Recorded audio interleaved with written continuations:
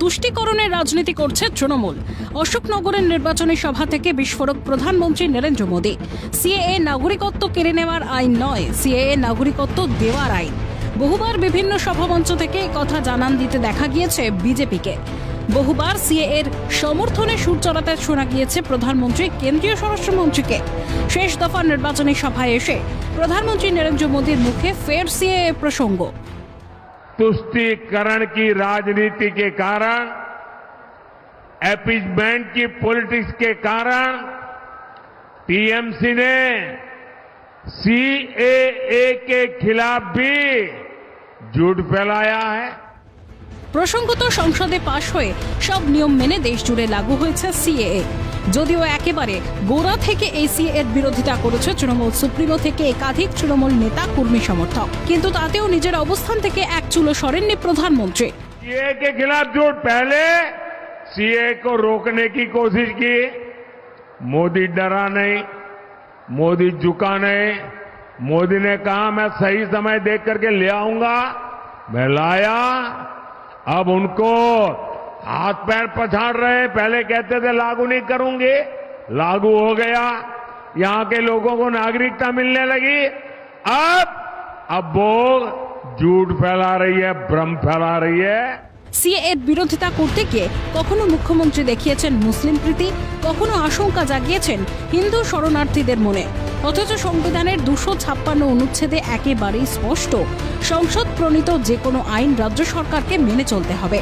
সেই আইন মানার জন্য রাজ্যকে সরাসরি নির্দেশও দিতে পারে কেন্দ্র।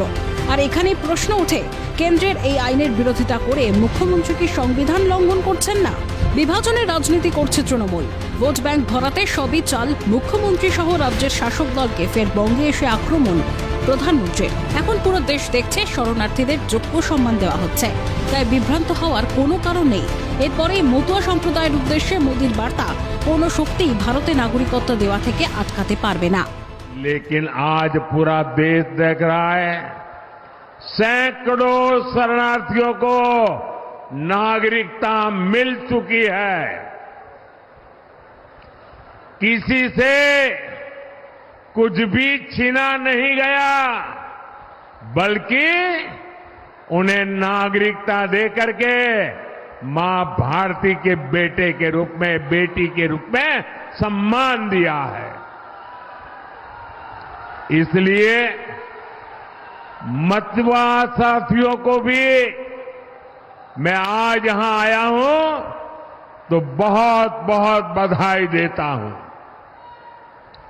आपको अब भारत की नागरिकता से दुनिया की कोई ताकत रोक नहीं सकती है।